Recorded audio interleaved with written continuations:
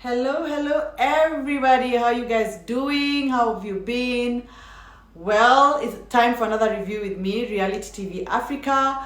And yeah, over here we love everything reality TV. Okay. So yeah, my recap today is on Mommy Club, episode 8. And yeah, imagine we're already on episode 8. So quick, let's just get into it. Let me first give my rating of the episode. Payush. So this episode was okay. It was an easy watch. I'd give it a 7.5. It was okay. It had a few things happening, and obviously the things that are happening in this episode are almost like a lead up to what is to come with some of the dynamics in the friendships. Yeah, so the episode starts off the back of last week where they had the Ratile's pre-birthday dinner at her home, which Nunura set up, and it looked decadent. And yeah, the ladies are there having a good time, and Barbara, the biggest storyline of the season, shows up, and whew, she shakes up the whole place, and you could see everyone is like, whoa, what is going on? I mean, like, weren't you fired, or weren't you doing some curtain making business? What happened with that?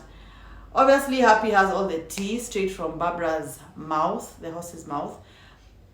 And I'm sure she's just looking for the right opportunity to give all the tea to Ratile. But obviously, they're not in the best place. Her friend did advise her to make up with her and forgive her. Yeah, and we see obviously Ratile pull Happy to the side outside.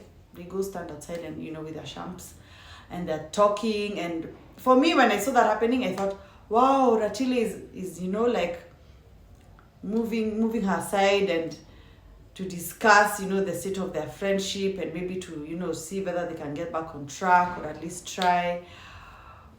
But no, she's calling her to put her on the spot about Happy's trending situation, and they even have footage of that. I mean, the producers, kudos to that, because honestly, I didn't even know about that tea when it happened, because obviously we are watching this now and they shot this some months back. So this already happened a while back, and I'm just catching wind of it. Guys, I know I should be up to date with all the tea, but maybe by the virtue of the fact that I'm in Kenya, I can't keep up with the online gossip, local gossip in South Africa. But I try. I'm starting to follow a few bloggers here and there. So yeah, maybe now I'll be keeping more up to date, because obviously I saw everything. Now I've been seeing stuff. Anyways, yes, the grinding video situation, which turns out it was a music video that Happy was featuring in, I guess, as a video vixen, and she was there with her teenage daughter Titi, and the video looked kind of compromising, like she was grinding sexually on the guy, and she was quick to tell Ratile, someone took a snippet of that, but my daughter was not there when that was happening. But who's to know if that's the case or not, because they went for the shoot together. We don't know that.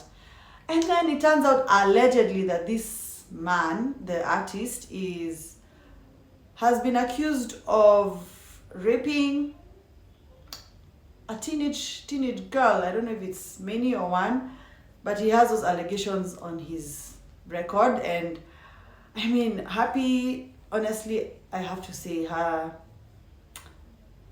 choices are wanting. I mean,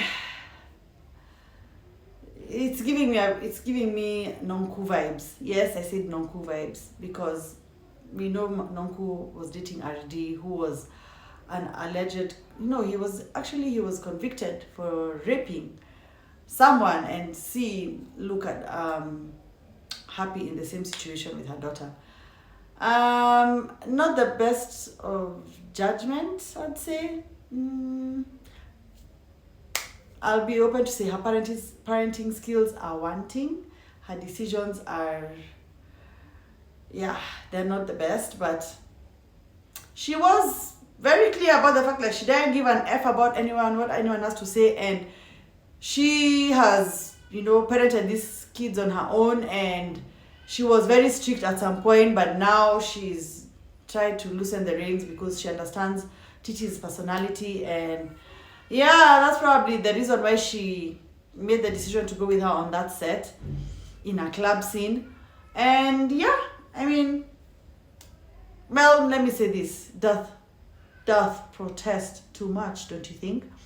Someone who keeps saying I don't give an F with so vehemently obviously gives an F.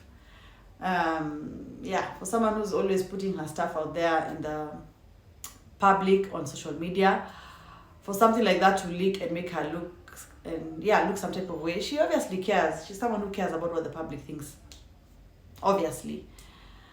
Anyways, they get back to the table and the ladies are like, Mrs. Sande was quick to ask, what's going on? What did you guys talk about? Are you guys cool?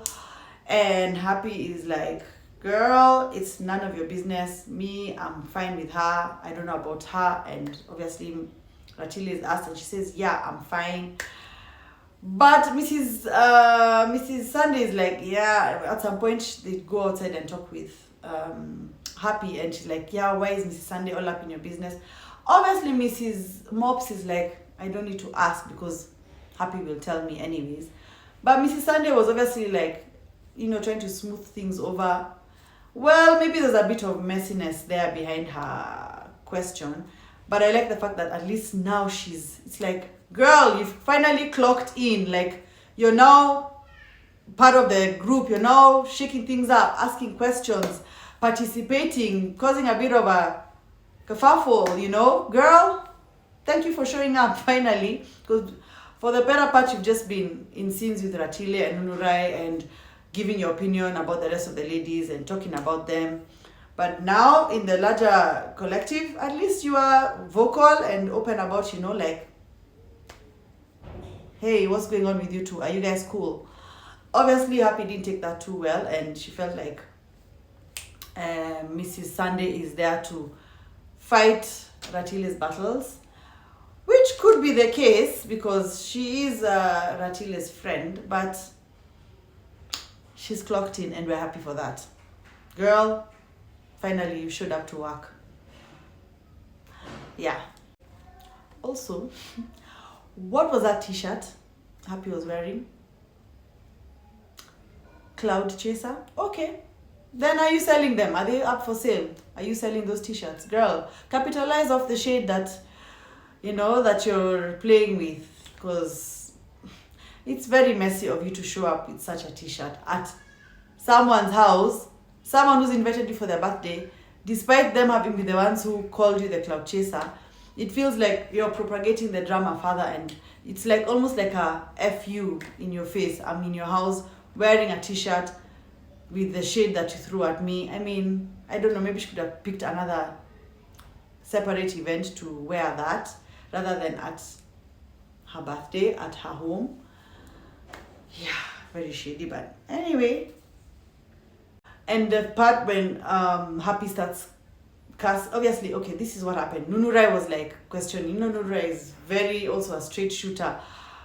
She questioned, what was going on in the blogs and the club scene and the video shoot and whatnot. And Happy is like, girl, I don't give an F about what anyone has to say. F them. I'm a good parent to my daughters. Hey, those two ladies, the friends of Ratile who are not part of the cast, quickly got up and were just seeing their backs. Choop, choop. I was like, wow, that must have been a heated scene, I guess. And if you're a friend of and you don't want to be like caught up in the whole thing, because you might say something and one of the ladies just come back at you and all of a sudden you're like part of the show and you don't, that's not your intention. Then I'm sure they genuinely just came to celebrate Ratile for her birthday. Anyway, despite everything, it was nice to see the ladies have a good time, but also, okay, fine. I think I talked about briefly Mrs. Mops questioning, why Mrs. Sande is, being so nosy. And then she was also questioning why Nozippo didn't stand up for Happy. Girl, Happy and Nozippo met 3 minutes ago. You, on the other hand, Mrs. Mops, are friends with Happy. You've been knowing her a bit longer. Why didn't you stand up for her? Why didn't you go like, guys, we are all parents here. We don't need to judge anyone's parenting style, and Happy makes the right decisions for her daughters, and that's that. You should have also stood up for her as her friend. Why is it Nozipo's responsibility just because her daughter, Nozipo's daughter Coco, and Happy's daughter are friends in school? She doesn't know Happy. She doesn't know what happened at that club scene and what happened at that video shoot, and whether Titi was there when the grinding was happening, whether she missed school to go for the video shoot. She doesn't know all those details. So I don't think it's right or fair to hold her dad accountable for Happy. And furthermore, yeah,